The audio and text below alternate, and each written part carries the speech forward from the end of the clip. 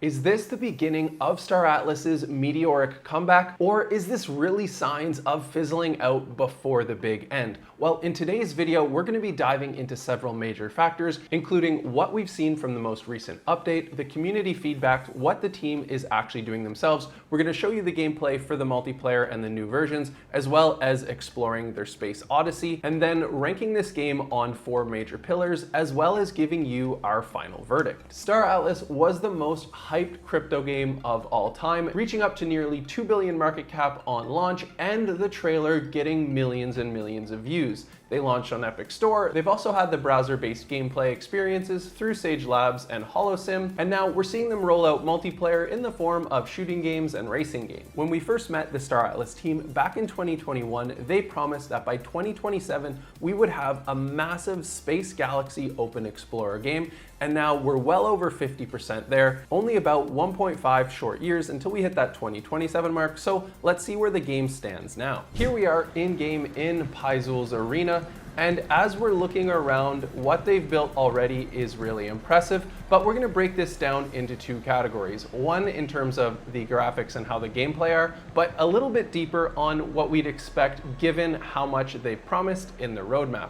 So if we look around, we've got good shadow textures. We've also got some folds in the carpets and things like that. And we'll show you some gameplay and some actual shooting and stuff in a minute. But one thing I wanted to point out is, although this is still impressive, it's preseason, it's early access, we always got to keep that in mind. You can damage some structures, stuff like that. When we usually review alpha games, we're very generous because it's important to give the team the opportunity to build what we want, and we are in alpha. We're not seeing it in beta or open release stages. But one thing that immediately comes to mind with Star Atlas and some of their competition, like Citizen Conflict, for instance, it had a similar style of graphics, more actual movement mechanics. However, it was almost 2 years ago, and they had way less budget than Star Atlas. So I don't want to throw any project under the bus, and I'm excited for what they've built so far, but it kind of leaves me wanting more, considering, like we said, how much budget they had and how other teams like Quarpo did stuff in half the time. For the graphics and sound category, I'm gonna give this one a 2.9. I kind of want to give it lower considering how much that they're behind their competition. But if it was an alpha and only grading it by the alpha merits, then I'd probably put it closer to like a 4.5. But we just have that big disparity between the other crypto games. It's kind of hard to forget about. So as you can see there, aiming down sight, the things are really struggling to render. I'm glitching out a lot here. So you just press fire to get your gun out, and then you press 2 to switch from pistol to your main gun. Then when it comes to weapons, because it's early access, I'd like to see you be able to use more weapons and cycle through them more quickly. Like in the tutorial mode, I was able to find a shotgun on the ground, but I'd like to see a lot more of that in multiplayer. Of course, they've got the gun NFTs and they have to do preferential treatment for those NFT holders, but I think in these early stages, before we get into the real season, you should just show all the guns that you have available. Keep it similar to the games we've come to expect. Have a shotgun, have an SMG, have a sniper, and an AR, and give the players the chance to use all of those weapons in this early access before restricting it to NFT ownership. It is nice, of course, to see them building in Unreal Engine 5. It's great to see the sci-fi elements and the world coming together. The arena is actually really cool, and when they do finally get it AAA quality, you'll notice things are going to be a lot better. As for the racing mode, it's really cool too, but same story with the graphics. It's great for what we see in an alpha, but we definitely want to see a lot more development. Then for gameplay, we're going to be a little bit more generous in this one and give it a 4 out of 5.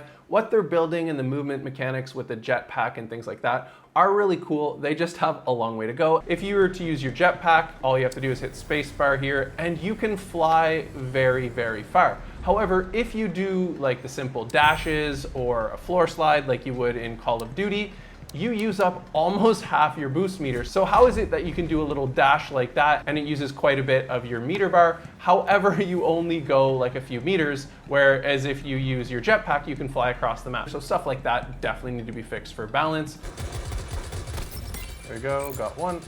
Now in this game mode, you want to land in the circle here to confirm your kill, get the points, so we just did that. One thing to note here, they do have an XP system, but you have to link your wallet for it. So we can speculate that there's going to be some type of benefit for players going forward, whether that be an airdrop on an in-game token or the cryptocurrency token or just in-game rewards. There should be something there. So make sure you set up your wallet and attach it to get those experience points.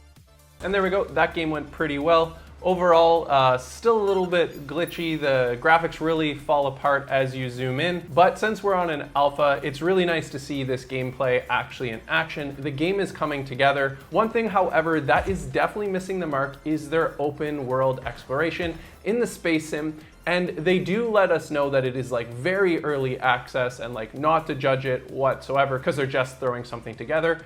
And so again, we got to give them that benefit of the doubt. They're the team, they're just building.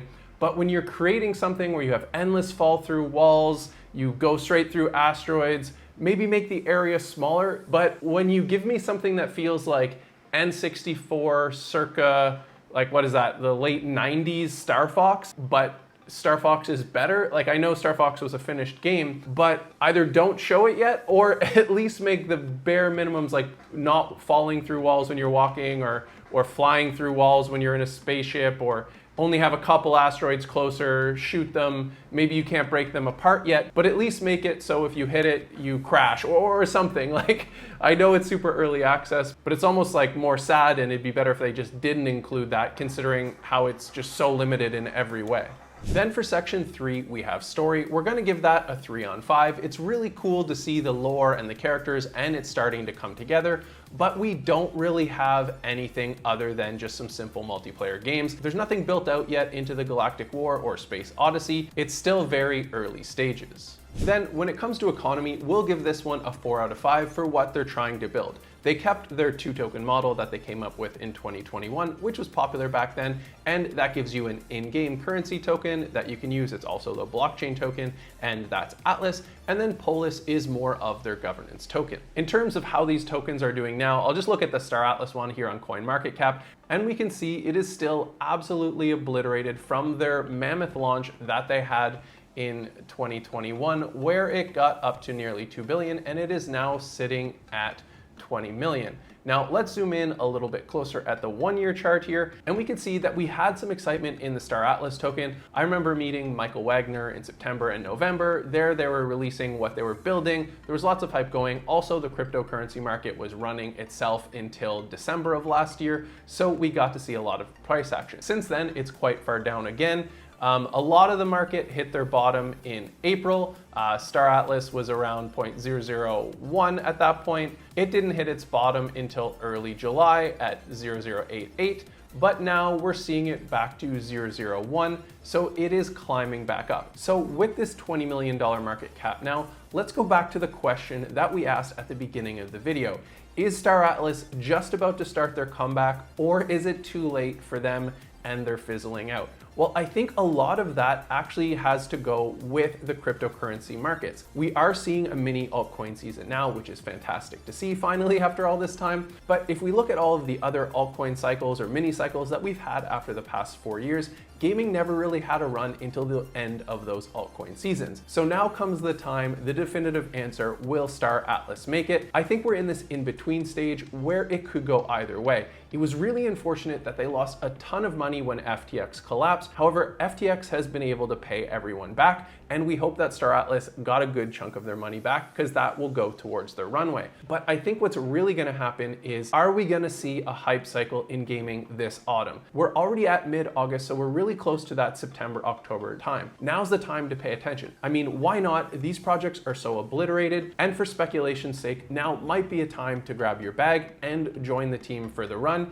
But then once we see the next update coming in either autumn or around Christmas time, that's when I think we'll really be able to make the decision on will Star Atlas make it, because it depends. What are they going to do for marketing this fall? Are we going to see a big change between what we see now? Because this is really the first thing they showed us. So are we going to see a big change from what we see now compared to Christmas? And then at that point, if we do see a big change, if we see more excitement in the community, if the game is a lot more fun, they fixed a lot of these issues, then I think we're excited for the future of Star Atlas. However, if nothing really changes between now and Christmas, I think that gives us the answer.